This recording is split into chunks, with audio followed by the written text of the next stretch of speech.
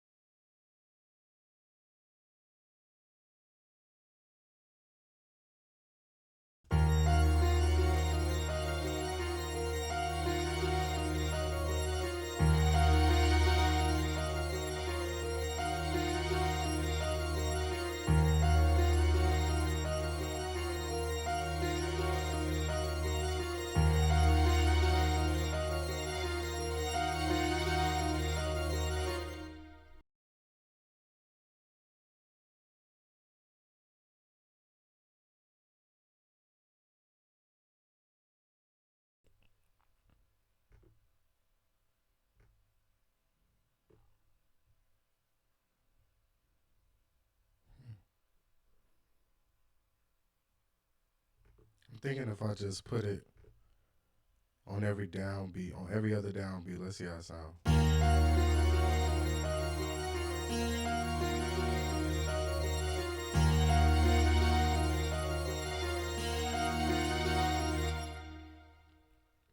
Hmm.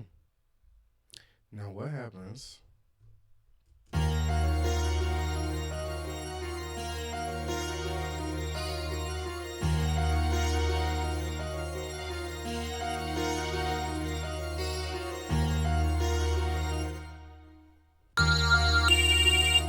That's it.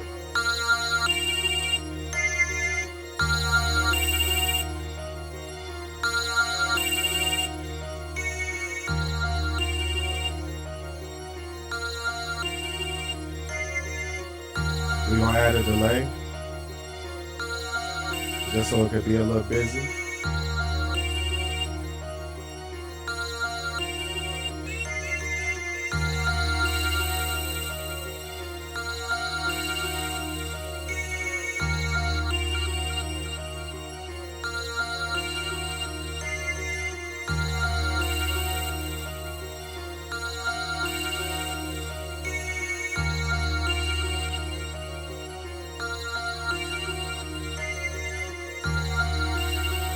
And the chorus.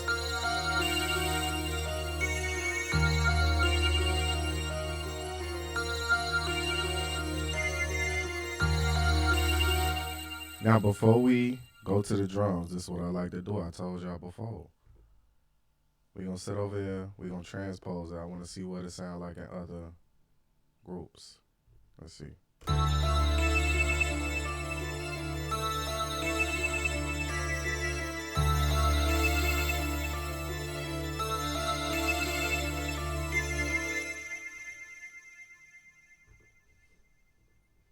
I ain't going to go too far down on this. Let's just see.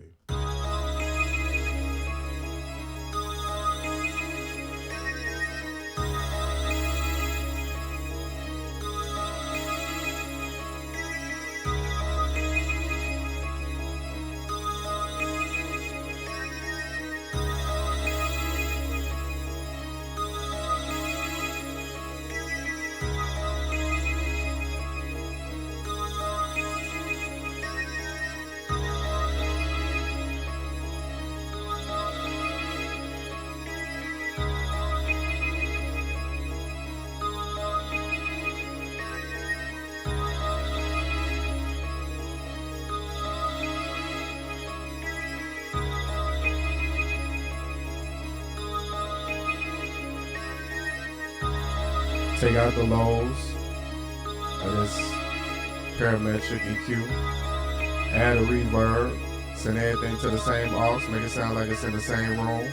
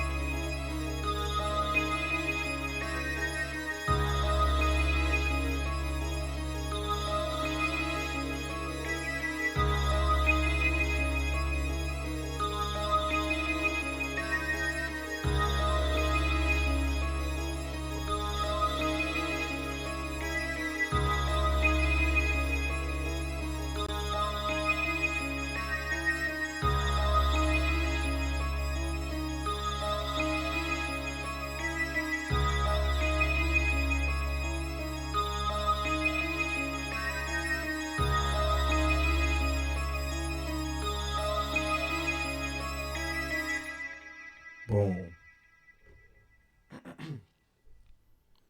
Now y'all see how all I did, now with this, I ain't gonna lie, because you don't really need all those lows.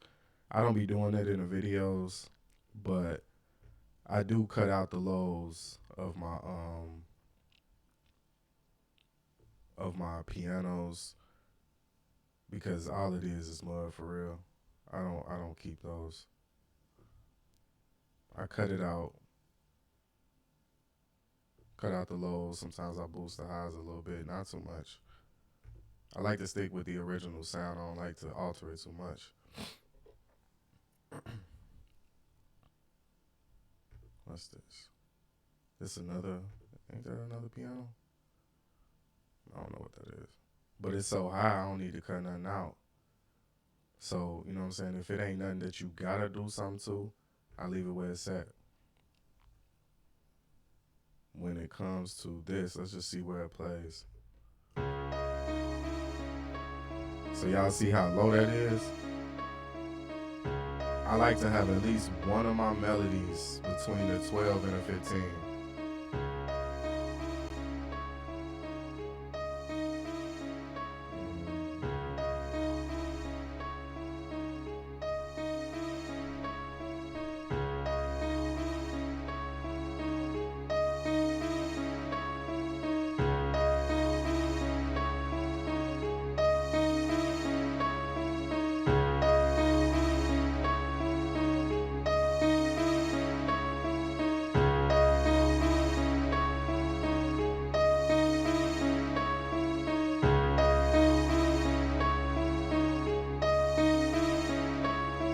compress it a little bit. You see this compressor? It's showing you right here how much is taken out.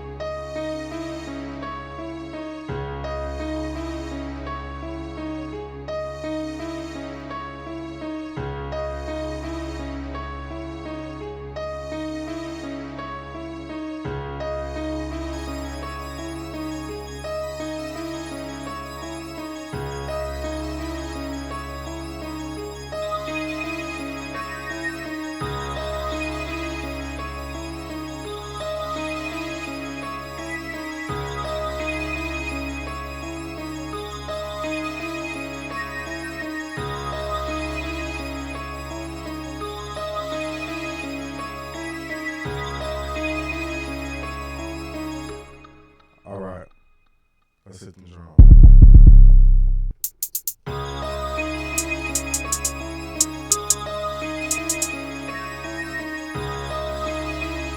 All right, I got the hi-hat pattern. This is what it looked like. I'm gonna go ahead and show y'all what it sound like. Let's see.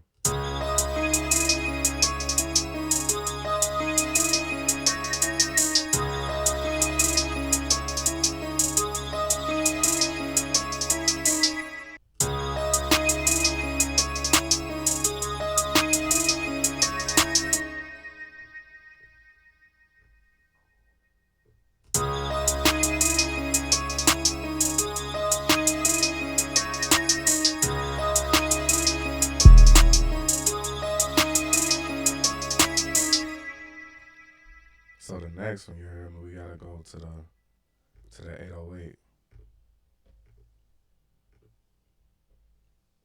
I always do two things. I cut the 808 first so that it don't bleed into the next note.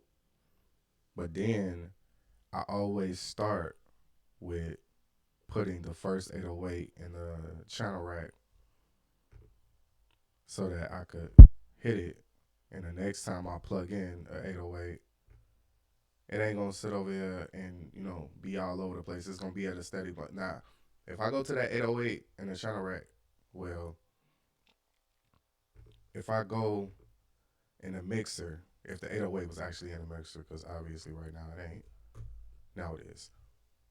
If I play that 808, it's gonna be at 0. Duh. All right. Y'all see that? It's at 0. Now, will your 808s do that? I don't know. I mean, I'm gonna keep it a bug with you. I don't know, because I don't know what y'all using. Sound selection matters just as much as your sounds do. So the sounds that I have, you feel me? You just go ahead, press that 808, boom, it's gonna hit you where it need to hit you.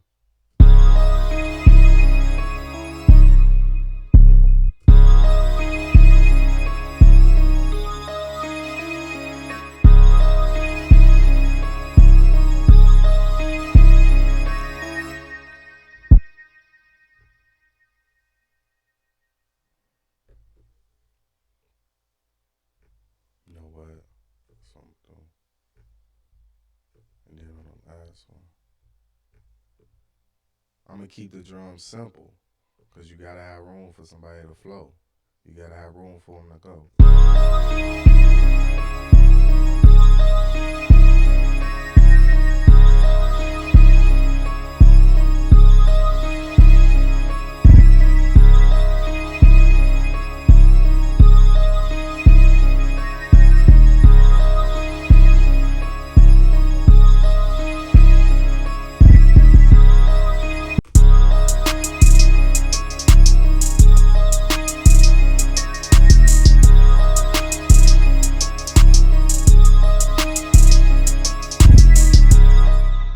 Come on now, it's a formula. I should call this channel the formula. You heard me? Actually sound right. Let's see.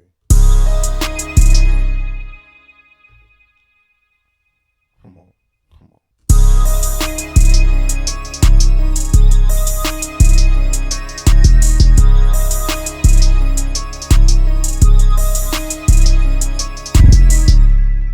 Come on now.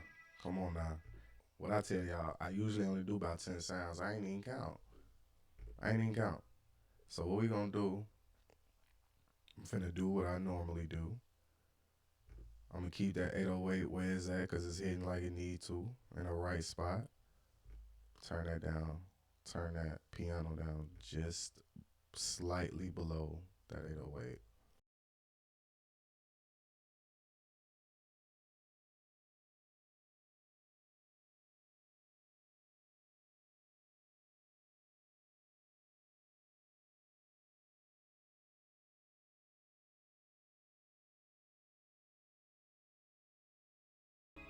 There y'all have it.